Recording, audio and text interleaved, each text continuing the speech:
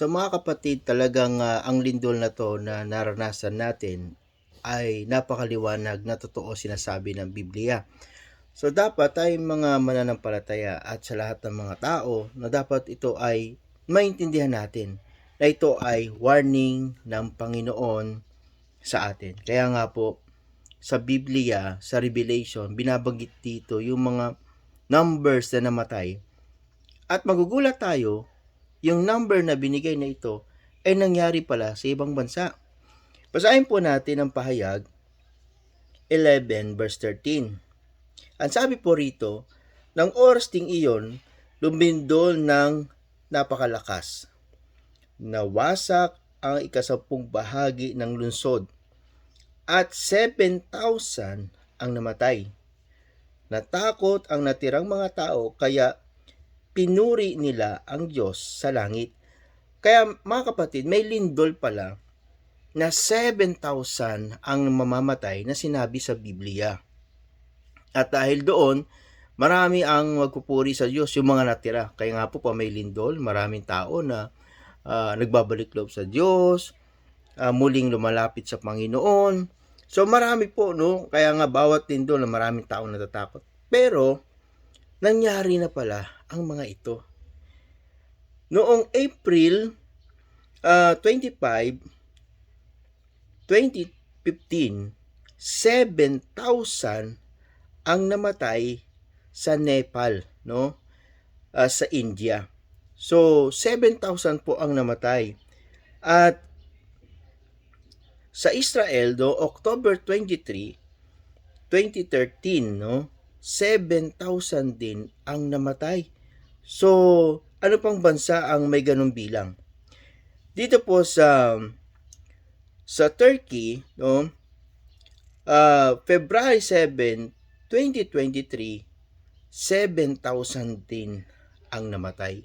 Kaya nga ang Biblia ay napakaliwanag na talagang yung prophecy dito at sa number na sinabi sa Biblia, maliwanag na talagang 7,000 din nga at yung iba pa 7,000 mahigit ang namatay.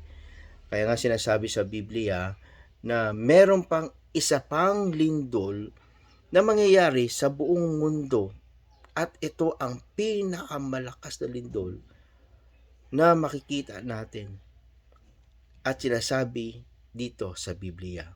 Basahin po natin Pahayag 16 verse 17 hanggang 18.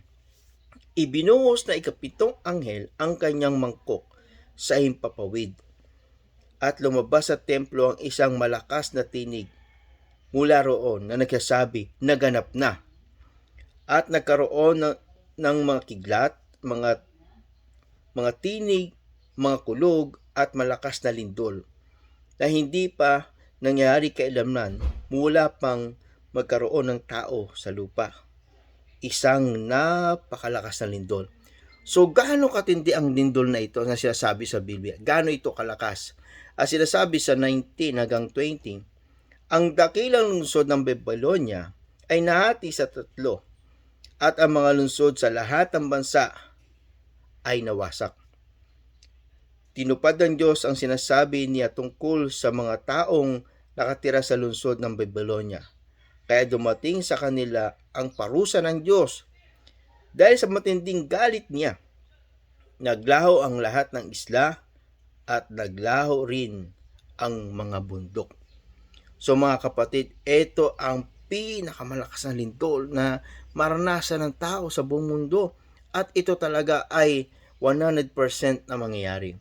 At sinabi pa rito sa Hebrew 12 verse 25, kaya nga mag-ingat kayo na huwag tanggihan ang Diyos na nagsasalita sa atin.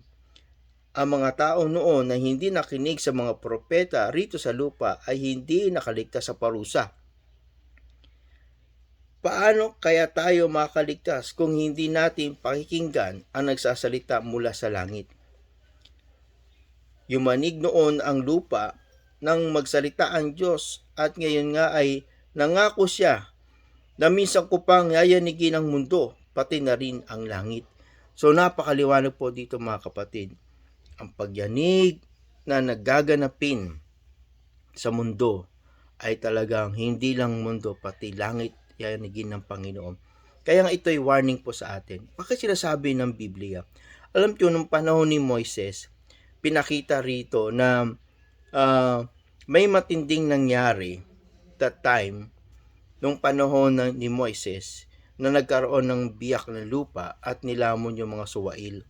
Sabi po rito bilang 16:31 hanggang 33. Pagkatapos ito, nagsalita si Moises na biyak ang lupa na kinakatayuan ni Nathan at Abiram, at nilamon sila at ang kanilang mga pamilya sa lupa, kasama ang lahat ng tagasunod ni Korah at ang lahat ng kanyang ari-arian.